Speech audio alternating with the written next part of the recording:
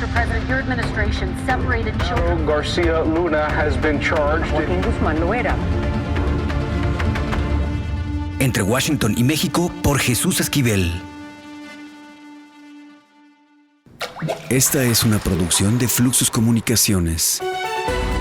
Este es el podcast de Entre Washington y México, con la agenda bilateral y sus protagonistas en voz de Jesús Esquivel.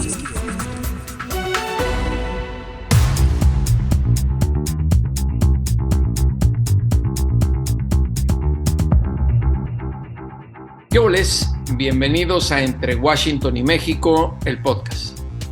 Aunque la capital estadounidense está muy lejos de la capital de nuestro país, México querido, pues muchos mexicanos que viven en los Estados Unidos están pendientes de lo que ocurre no solo en la República, sino en la capirucha, y sobre todo porque se vienen las elecciones en 2024 y se necesita saber quién va a tomar las riendas del poder en la Ciudad de México.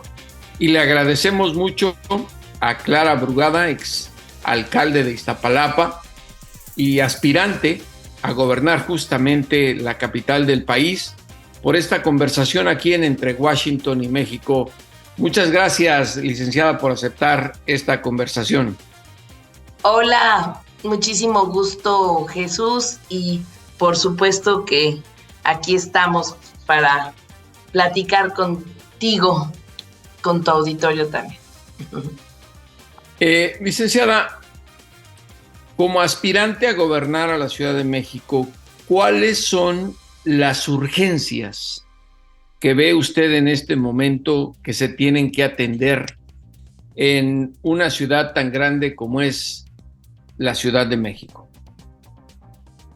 Bueno, sabiendo que estamos en una etapa en la que no podemos todavía hacer propuestas concretas por los criterios y condiciones que pone el INE, sí te puedo decir acerca de las ideas y de los sueños, de las necesidades de la población.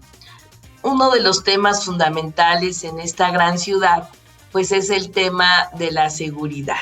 En general, yo te quiero comentar que en esta ciudad se ha bajado más del 60% de incidencia delictiva, gracias a un gobierno como el de la doctora Claudia Sheinbaum. Sin embargo, la prioridad sigue siendo la seguridad. Es en un tema que no se puede dejar ni un día sin cuidar, ningún momento sin estar al pendiente. Y por supuesto que uno de los temas fundamentales siempre va a ser una ciudad más segura, una ciudad que trabaje por la seguridad, que fortalezca su policía, que tenga mejores instrumentos tecnológicos para enfrentar al crimen. Pero más allá de los números, de cómo se ha bajado la incidencia delictiva y de los logros que se han obtenido, también es necesario en la Ciudad de México construir paz, construir y atender la problemática de fondo y las causas. Y en eso quiero comentarte acerca de lo que hicimos en Iztapalapa, que fue la construcción de dos estrategias fundamentales: los caminos de mujeres libres y seguras, que son espacios públicos intervenidos, las calles principales de cada colonia, que llenamos de luz, de muchísima luz como nunca antes se había tenido, además de el programa Iztapalapa Mural, que logramos hacer que las bardas de la población tuvieran intervenciones artísticas con el muralismo. Más de 10,000 murales a lo largo y ancho de todo Iztapalapa. Murales hasta en los techos, en las azoteas, porque ahí pasa el cablebús. Un muralismo con el que se construyó un rostro diferente para Iztapalapa, un muralismo que están reflejados las historias de la comunidad, las añoranzas, las alegrías del pueblo de Iztapalapa. Así que Iztapalapa Mural nos convirtió en la alcaldía con más murales, más de 10,000 murales, con más murales de todo el mundo, de todo el mundo. Y quién iba a pensar que el arte, la cultura, el arte urbano iban a ayudar a bajar la incidencia delictiva. Y la otra estrategia fue justamente la estrategia de la construcción de las utopías, que son las transformaciones del espacio público. Más de 500,000 de metros cuadrados se intervinieron y se construyeron grandes espacios complejos deportivos, culturales, recreativos, de bienestar y de los cuidados. Un modelo de bienestar innovador que se desarrolló y que recuperó lo mejor del urbanismo social, que hizo que se convirtiera en inspiración de muchos gobiernos, incluso a nivel internacional. Estas utopías son espacios en los que la población puede disfrutar y gozar de derechos como la cultura, el deporte y otros más. Así que las utopías hoy son uno de los temas más importantes en la ciudad. Hoy la gente dice queremos utopías en todas las alcaldías, es decir, que se replique este proyecto en la Ciudad de México. Le apostamos a que nuestros jóvenes y niñas, niños pudieran aprender música, pudieran aprender teatro, danza, pudieran también tener acceso a infraestructura deportiva que nunca antes se tenía. Hoy en Iztapalapa tenemos pista de hielo, donde juegan hockey sobre hielo, donde aprenden patinaje artístico. Tenemos la única pista BMX de la ciudad, pública y gratuita. Tenemos canchas de tenis, campos de golf, deportes que nunca antes se hubieran podido promover en Iztapalapa, hoy son una realidad y hoy la población de manera gratuita tiene acceso a mucha infraestructura deportiva, otro velódromo, en fin. Y a nivel cultural tenemos 140 orquestas comunitarias, se construyó la escuela de música, se construyó la escuela de cine y fotografía, todo esto en estos grandes complejos que son las utopías. Se construyó el barco Utopía, se construyó Iztapasauria, que es el complejo o parque temático de dinosaurios, el único público y gratuito de todo el país. En el gran barco Utopía tenemos albergado el acuario digital, el segundo más grande del mundo.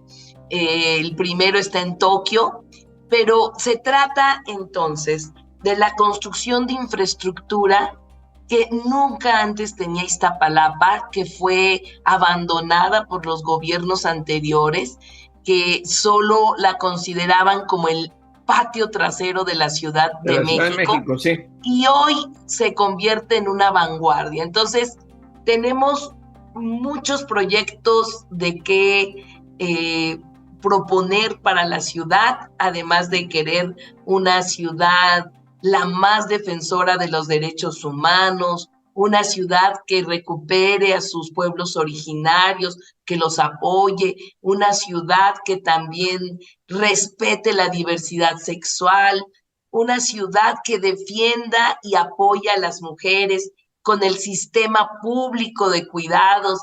Fíjate, Jesús, que queremos que este sistema público de cuidados, así se llama, que hoy es un derecho constitucional en la Constitución de la Ciudad de México, se convierte en una realidad. Lo echamos a andar en Iztapalapa con un éxito rotundo.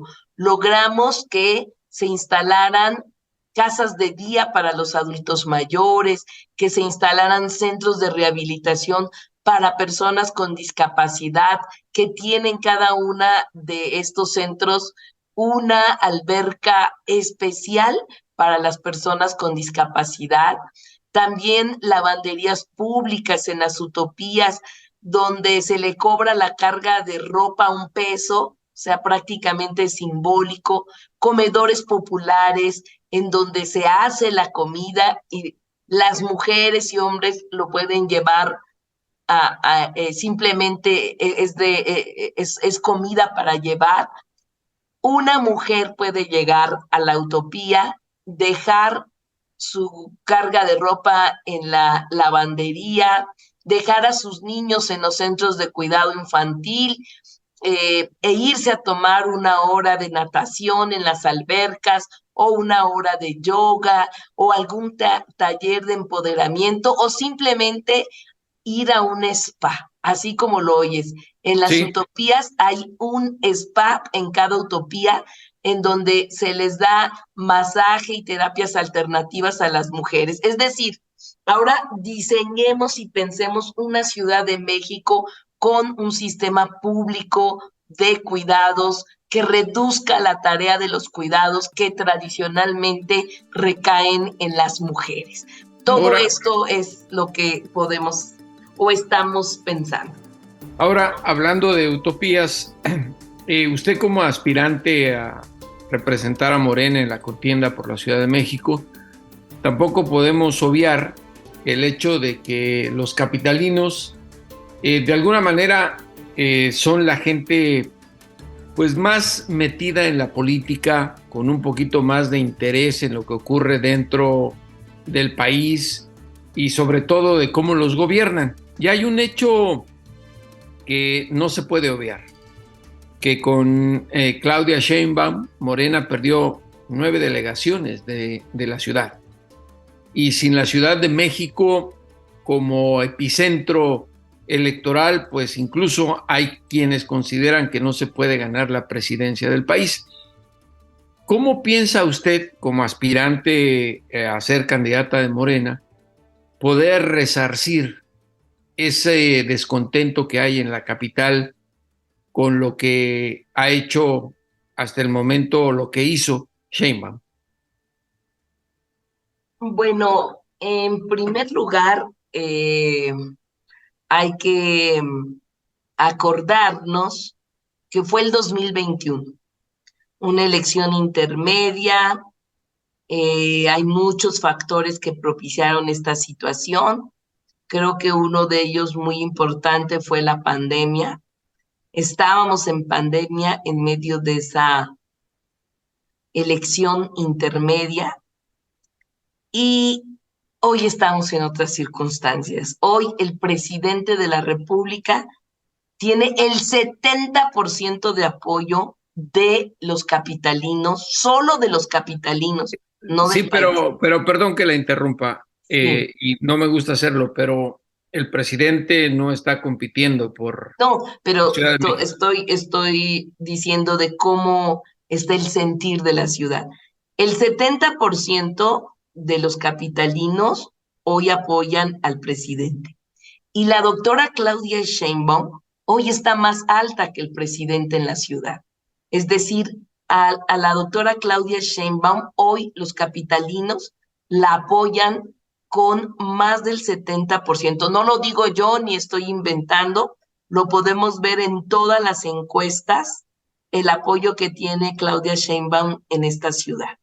O si no queremos ir solo a nombres, vayámonos a Morena. Y Morena como partido en todas las encuestas actualmente aparece con más del 50% de apoyo de los capitalinos. Es decir, que esa situación que se vivió en el 2021 no se va a repetir, y no se va a repetir porque tenemos enfrente en el 2024 una elección presidencial, una elección de jefatura de gobierno. Ya nos está, por cierto, en la pandemia y hay mucha efervescencia en la ciudad, como bien lo decías en un inicio, hay mucha efervescencia política y eso nos va a ayudar a que haya mayor participación electoral. Así que yo puedo decirte que en la Ciudad de México, Morena está muy bien posicionado y la doctora Claudia Sheinbaum. Ahora, hablando de encuestas, usted ha señalado que su situación como aspirante ante la de Omar García Harfuch y el resto es como una especie de empate técnico.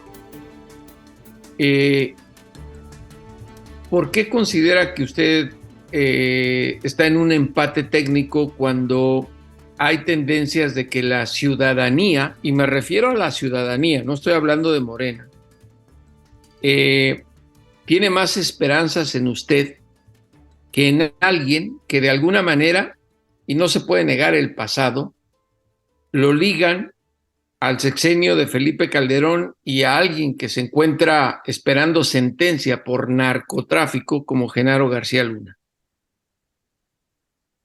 Bueno, yo parto de encuestas que se están llevando a cabo pues en estos días, cada semana. Efectivamente, tenemos una diferencia de 3 o 4 puntos.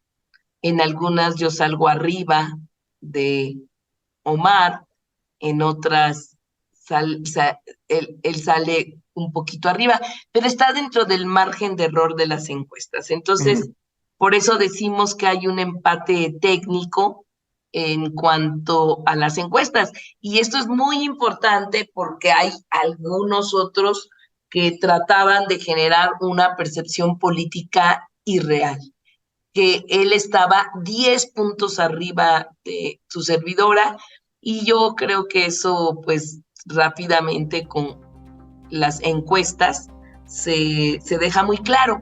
Pero perdón que le interrumpa, pero es el sentir de la sociedad de la capital, que están más pendientes de lo que usted hace y que no olvidan, porque no perdamos de vista algo.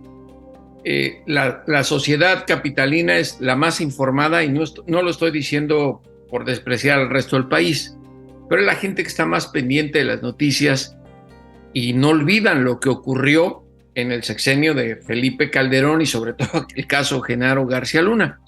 Mi pregunta en este sentido se la quiero hacer y espero me conteste como aspirante, pero es que al inicio Omar García Harfuch se veía y se considera todavía por muchos como el elegido de Claudia Sheinbaum.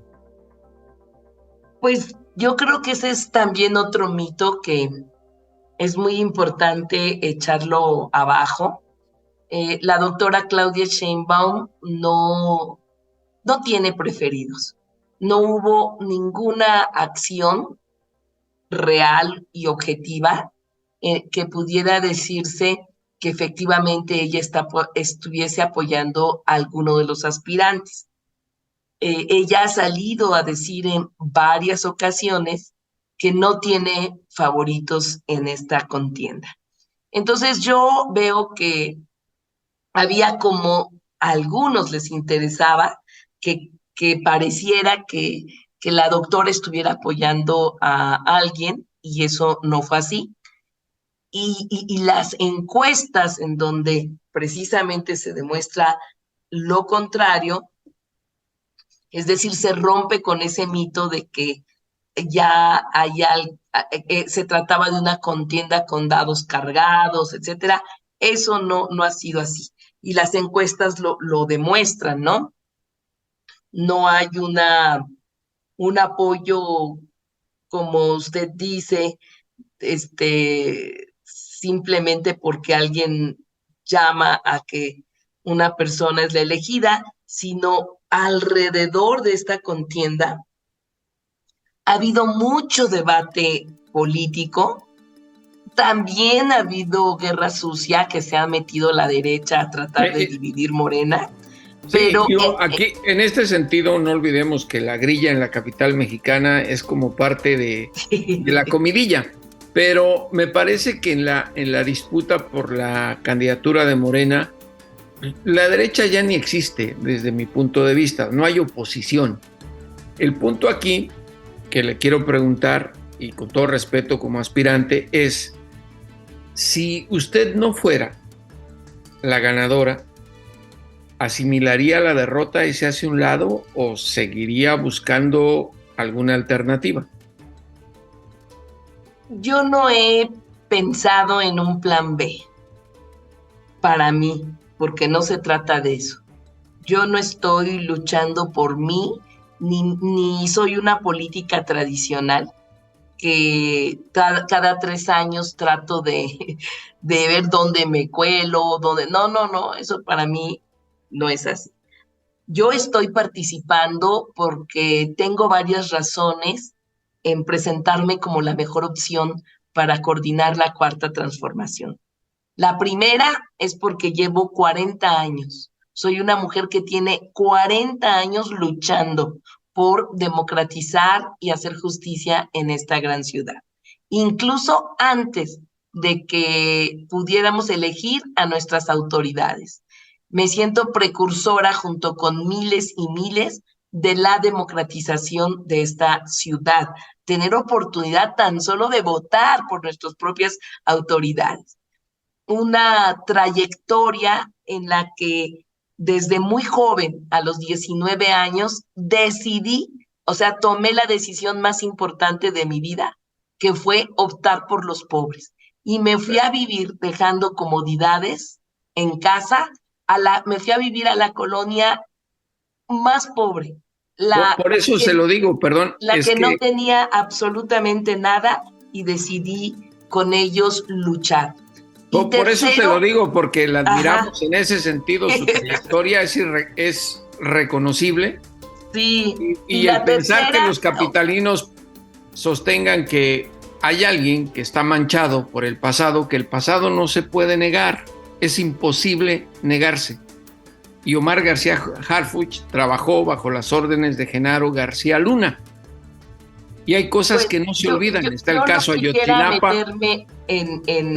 Pero por eso le pregunto, si por alguna razón, y no trato de aventurar nada, usted como una luchadora de brega desde abajo, ¿cuál sería su posición? Y estamos hablando de que esto va a ocurrir el 10 de noviembre. Yo creo que nos va a ir muy bien. Creo yo que vamos a salir bien porque estamos en una situación que parecía difícil con muchos mitos y que cada día voy creciendo más y más. Y entre más me conoce la gente, más estoy recibiendo apoyos.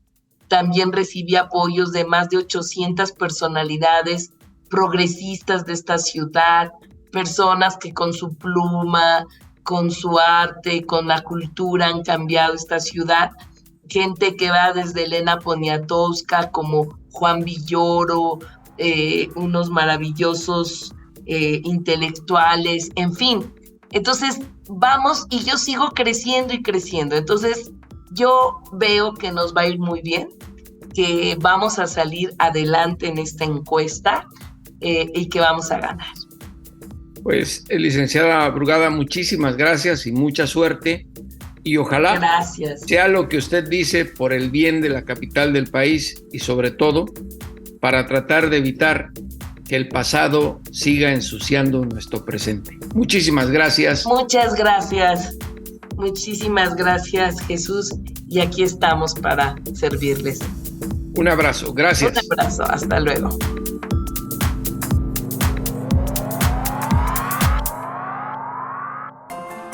Lo importante es leer. Con Fernanda Álvarez. Los libros es como la hostia para los católicos y el vino, pues para acompañarlo. Y justamente para comulgar en letras, tenemos aquí a Fernanda Álvarez y lo más importante es leer con sus grandes recomendaciones.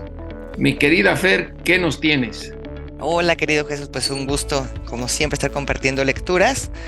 Y traigo 2 libros, uno cortito, otro grande, pero yo creo que uno es una novela magistral porque es una autora que ya está consolidada y lo demostró con su libro anterior, y otra que es una voz nueva, digamos, chilena, que también me pareció un libro interesante. Entonces voy a empezar con la chilena. Ella se llama Belén Fernández Llanos, su novela se titula Ella estuvo entre nosotros, la publica una editorial chilena chiquita, independiente, que se llama Overol. Y es una historia, en realidad es una historia familiar. Es la relación de una madre con su hija. La madre tiene cáncer y la hija va contando poco a poco cómo se va deteriorando la madre, ¿no? Entonces estos juegos entre el presente, ella es consciente de la pérdida de la madre, y por otro lado, pues este desarrollo entre el padre, la madre y la hija, cómo se va construyendo la familia. Es una novela bonita, la verdad es que no es nada... No hay víscera, pues no hay catarsis, no hay desahogo, y eso a veces en momentos de la vida creo que se agradece, que uno pueda leer este tipo de historias y que en lugar de sacarte lágrimas puedan sacarte ciertas sonrisas matizadas, ¿no? No es que sea una carcajada, pero sí una sonrisa, que eso significa también un momento de empatía. Y una sonrisa matizada siempre es importante para cualquier momento, mi querida Fer. ¿Y qué nos tienes con la segunda recomendación? Espero que esta también sea de sonrisas. Ay, pues es que esta autora, la verdad es que está muy increíble, vaya. Es Maggie O'Farrell. Yo creo que ya muchos la habrán leído su libro anterior, que es Hamnet, que tiene que ver con Shakespeare y con la mujer de Shakespeare, este hijo llamado Hamnet. Y ahora tiene esta novedad llamada El retrato de casada. Y es la historia de Lucrecia de Medici cuando... Su infancia, su adolescencia, y cuando contrae matrimonio con Alfonso Duque de Ferrara. Y yo no sé qué hace Maggie O'Farrell, la verdad es que tiene una manera de narrar, es una novela histórica con tintes de ficción, por supuesto, como cualquier novela histórica, pero tiene una capacidad de ir creando tensión conforme vas avanzando en las páginas muy alucinante.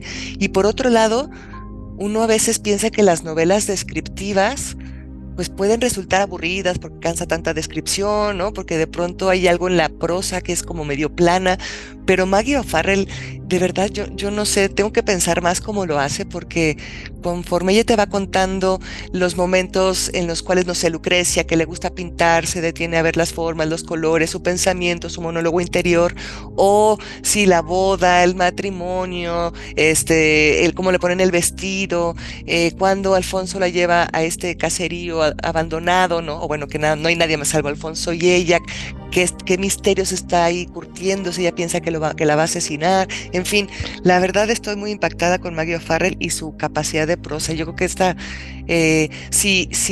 el librito anterior, ¿no? La novela de Ella estuvo entre nosotros, nos deja una sonrisa matizada con cierta distancia.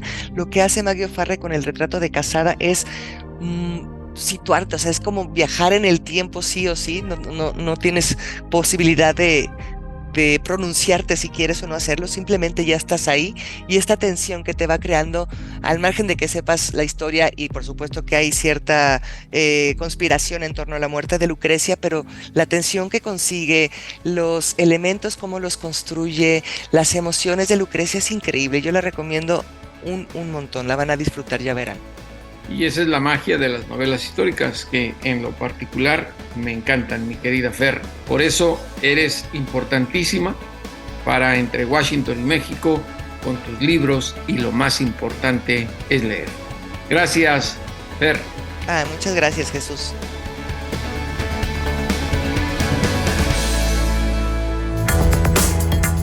Pucha Play con Gonzalo Lira.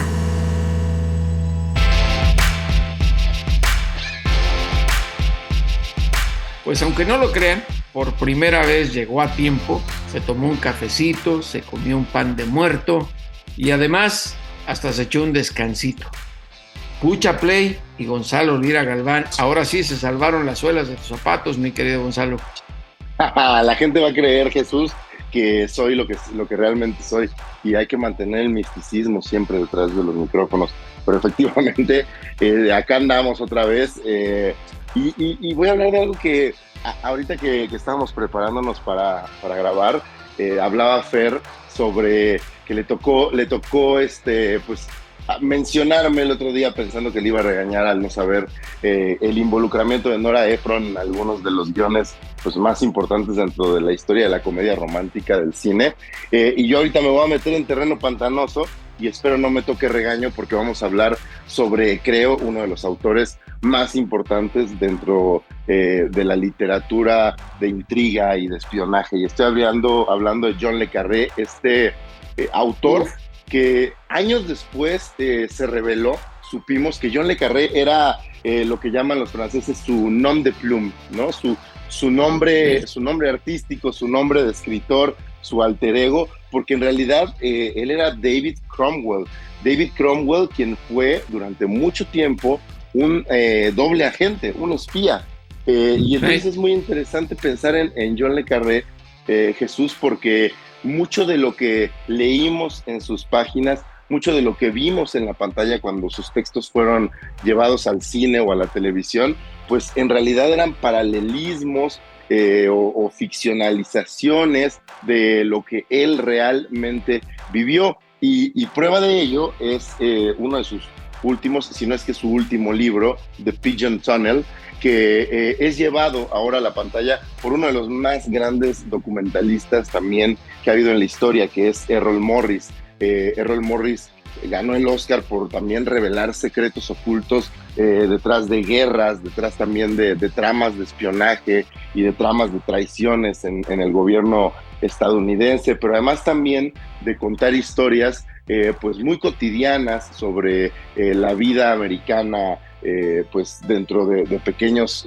poblados. Entonces es interesante pensar en estas dos personas, sentarse frente a frente. La última entrevista que dio John le Carré se la dio precisamente a Errol Morris, y todo esto está documentado en el documental que lleva como título el título de esta última novela de le Carré, The Pigeon Tunnel, en el cual a través de una entrevista John le Carré y Errol Morris van revelando, y esto lo hace de forma audiovisual muy interesante, al empatar lo que va contando le Carré con algunas de las escenas de las películas que fueron o en las cuales se llevó a la pantalla los textos de le Carré. Entonces Errol Morris nos va mostrando cómo muchas de las anécdotas que este hombre le va contando terminan siendo reveladas como partes de las historias, partes de las novelas, partes de las películas que pues se llegaron a hacer gracias a los textos de este señor. ¿Y qué crees? Tenemos precisamente un fragmento de la entrevista que tuve la gran oportunidad de hacerle a Errol Morris, en el cual me habla de cuáles eran esos paralelismos, cuáles eran esas similitudes con las cuales se encontró al hablar con John le Carré y que de alguna manera forman parte de su arte. ¿Te parece que lo escuchamos? A ver, vamos a escucharlo, Gonzalo.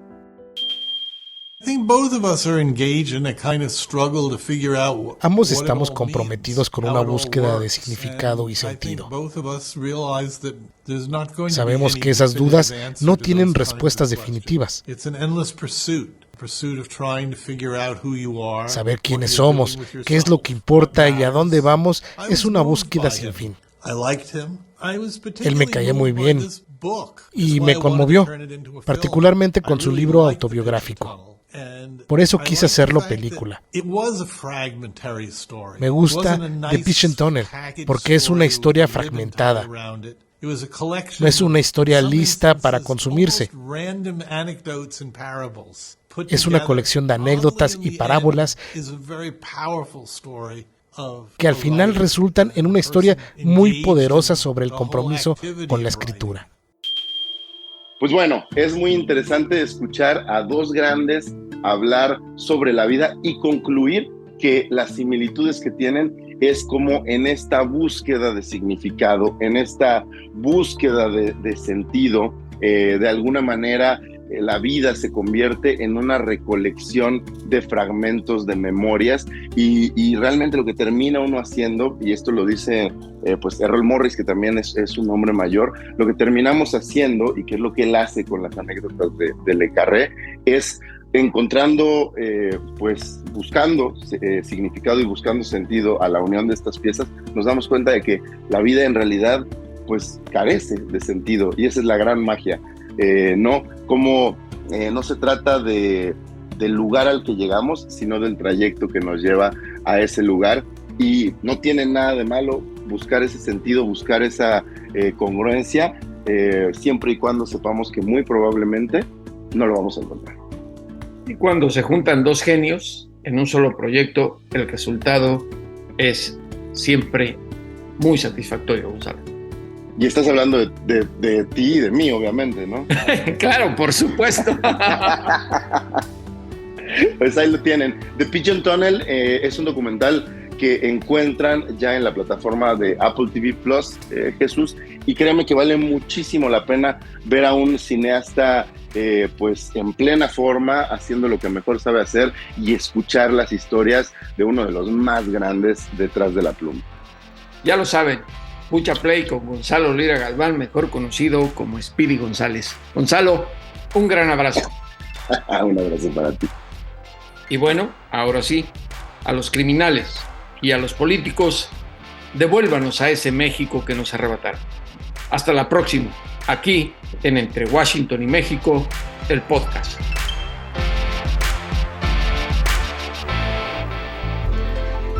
Esto fue Entre Washington y México, una revisión semanal por la agenda bilateral y sus protagonistas.